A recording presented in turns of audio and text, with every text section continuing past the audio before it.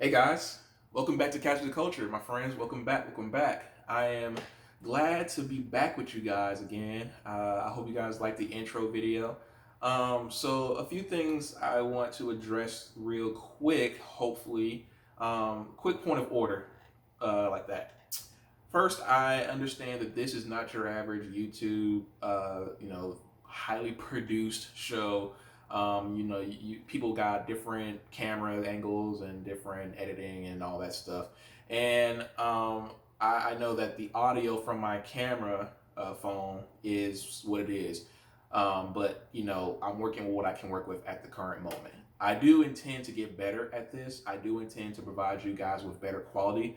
But in order to do that, I want your guys' feedback. Tell me, like, what could I do better? Like I said in the intro video, is this is a community that I'm trying to build, that I want to build with you guys. So let me know how I can make casual culture better. How can we, not I, how can we make casual culture better? Because, like I said, this is ours. It's not a me thing. It's an our thing. So please tell me what I can do to get you guys to come back and enjoy it, come back and participate, all that stuff. Put it in the comment section, like put it down there.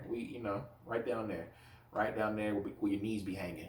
Yeah, put it right there. So that way we can have that discussion, and I can look up some stuff, and you guys tell me what this and that. I'm on a budget. Just remember that.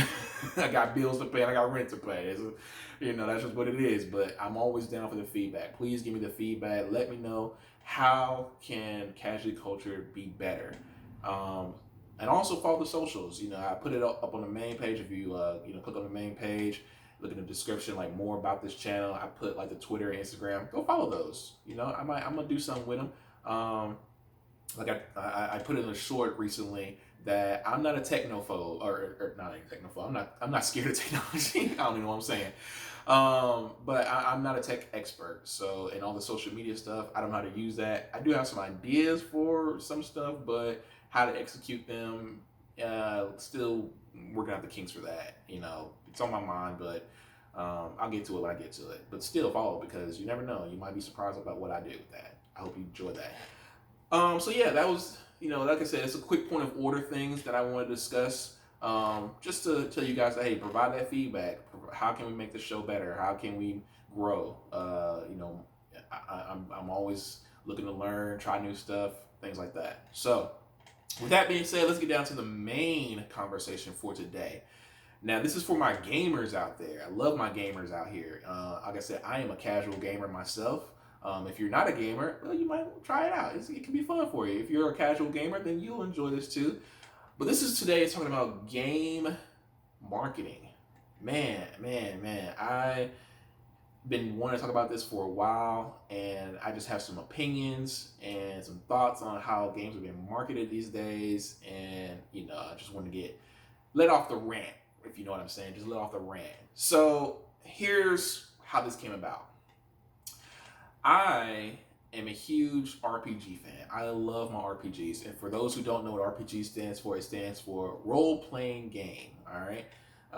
So that's what it stands for. And I love my role playing games. My favorite game series of all time is Mass Effect. I love the Mass Effect series. It is just so good. If you haven't played it, you gotta play it. It's so good. Highly recommend playing it. I'm a huge Mass Effect fan.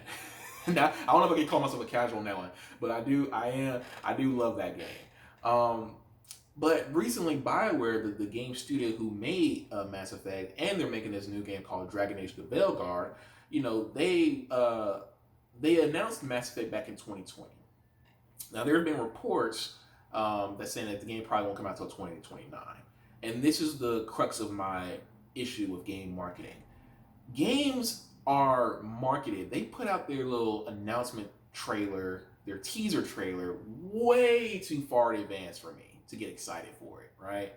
For example, the Dragon Age Veilguard, the game that's supposedly coming out this fall, was announced back in 2018. So it would have been 6 years since its first announcement. And I question, why do game companies do that? It makes no sense to me.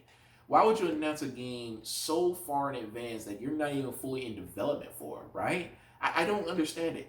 like I wrote down a few games just so you guys can know. I wrote down a few games so I can see. So Dragon Age: The Veilguard was announced in 2018. The new Mass Effect game was announced in 2020.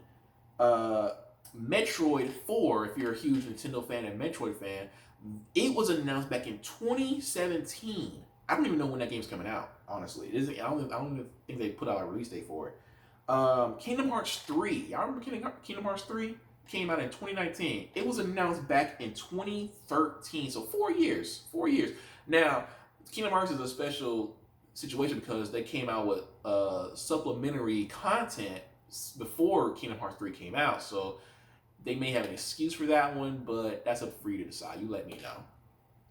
Skull and Bones, the Ubisoft game, was announced in 2017 and came out this year of 2024. So 7 years, 7 years. And then Cyberpunk 2077 came out in 2012. I'm sorry. It was announced in 2012. Announced in 2012 and came out in 2020. So 8 years. 8 years. And it just came out their expansion last year, I believe. The was it Sons of Liberty? I think that's what it's called. Yeah. So my point of this is to say, like, I don't see the benefit of announcing games so far in advance. Like, I know there's some business sense to keep the conscience of these games alive, and I call BS. I call bullshit. Yeah, because I'll be honest with you. When I hear an announcement trailer, when I see that, my first thought is, thank you for telling me you're doing your job. Appreciate that. It does nothing for me. It does absolutely nothing for me. Oh, you announced that you're making a game. Congratulations. You want a cookie? I'm not trying to be mean. I'm pretty sure that the people who are working on these games are very nice and great people. I'm not trying to diss them or nothing like that. I'm just saying, you announced to me you're doing your job. It's like me announcing, hey guys, I put out a video. No, I'm just playing. It's not my job, but like, I don't want to tell you what my real job is, but it's like, if I just announce to the world, it's like, hey guys, I did this. I mean, really, like, who would care? Like, right? I mean, sure, it's a great thing I did it, but like, in the subconscious of people, it's like, great, you just announced that you did what you were hired to do, right? I'm just saying. It doesn't get me excited. It doesn't get me pumped up for the new game. It's just like, okay, great. You announced the game that now has years to wait for it to come out. Like, I just lost interest. I'm like, all right, cool, whatever. Right? So I don't get it. And it's so frustrating because these are games that I would want to play, but by the time it comes out, the development cycles changed, new technology has been introduced, games have changed, like the new trends are gone now, or the old trends are gone, the new trends are coming in, and the game that was developed back in, like, let's say 2017, 2018, coming out now or even a few years from now, it's like, okay, when you were conceptually making that game, like, do those same concepts work now? Because our tastes have changed. I think games should, if they're going to be announced, they get like a 2-year grace period. 2 years, maybe 2.5 at the very least. 2.5 years. You go beyond that, and it's just like, I don't care. I don't care. I mean, don't get me wrong, like, I will probably play the game when it comes out, but you trying to force excitement at me by telling me, like, announcing the game doesn't do anything for me. It's just like, okay, do I get any gameplay? Like, what's the story about? Do I get anything? No? All right, well, that was one ear and out the other for me. All right, moving on. Like, I think if you were to get your bang for your buck, if companies really want to get that money right, I think, like, if you did what Fallout did, I think Fallout 4, if I'm not mistaken, Fallout 4 came out the same year it was announced when they did that showcase. And I forgot what year Fallout 4 came out. I think it was 2014, 2015? I don't remember.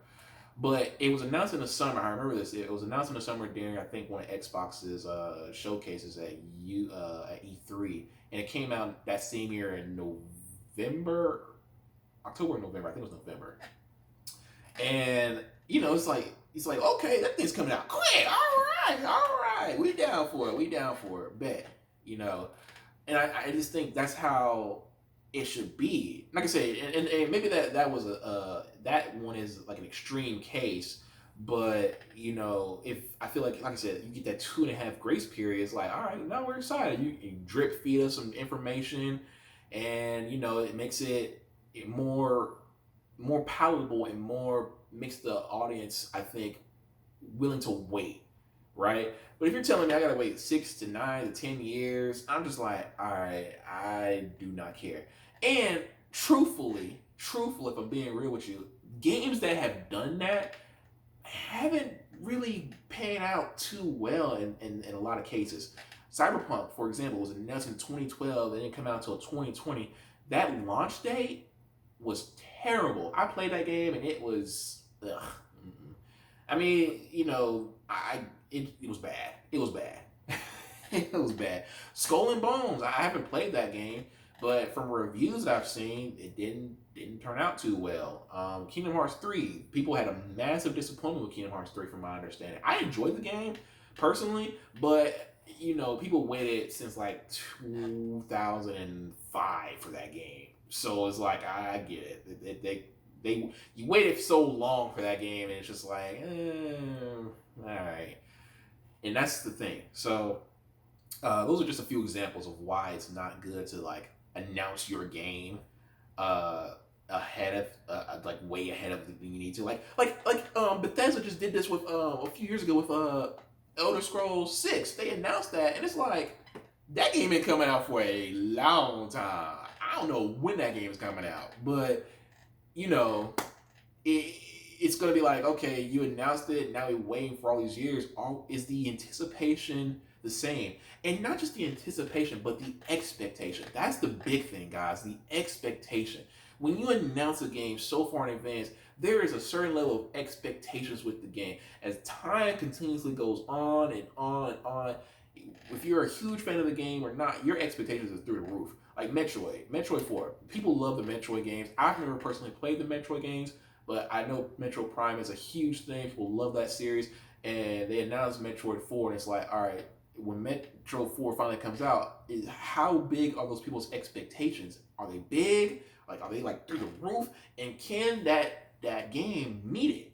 Can it meet it? And if not, it's gonna be a huge disappointment. And it's like you didn't capitalize on when you first announced it, right? You didn't capitalize that because you made them wait for so long, and anticipation and expectation is just through the roof at points. And it's like nothing you do can match what audiences have put in their head already, right?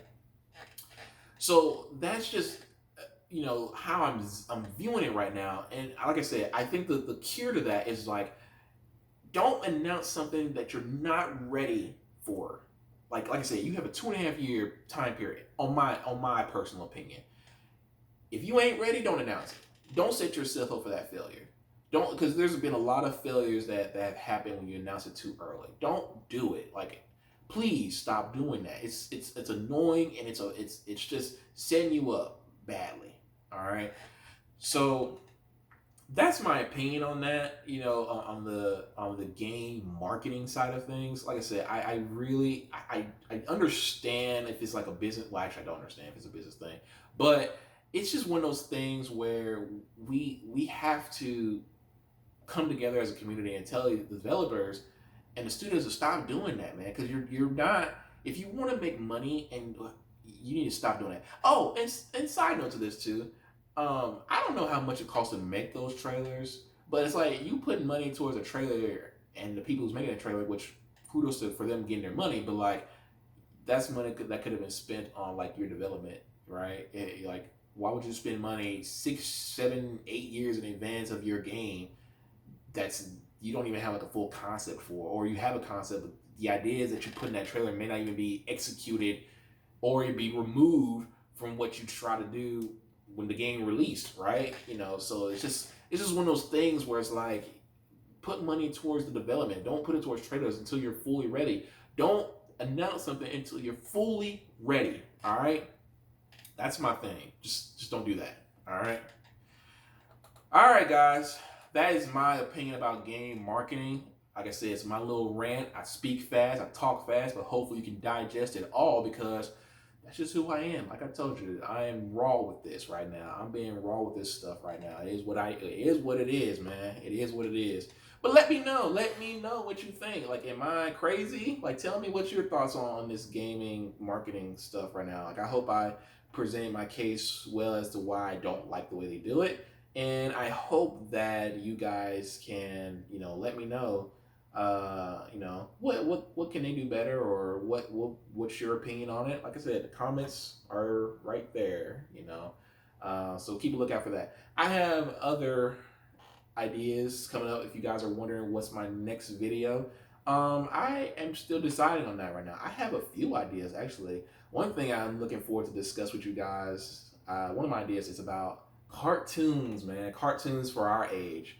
If you're in my age, around the in the 20s, you grew up in the 1990s, you were born that year, man. I got some ideas, man, and I'm gonna see how I can get you guys engaged in that conversation because I'm looking forward to that one. So it's an idea I have right now, but I haven't fully fleshed it out. I'm gonna write some stuff down and see how well it plays out in my head and put it on paper. But besides that, my friends, hey, thank you for listening to another casually cultured conversation. Man, I'm loving this so far. And I hope that you guys have a great weekend. Oh, and for another side note that I want to discuss, my goal for this channel by the end of the year is to get to 100 subscribers. Can we do it? Can you get me to 100 subscribers? Please hit that like button. Please share it with your friends and family. Like I said, I am here for it. I'm here for the smoke too. You got something bad to say about my opinion? I'm here for that smoke. We can have that conversation down below. But hey guys, take care of yourself, and thank you again for watching another episode of Casually Cultured. Peace.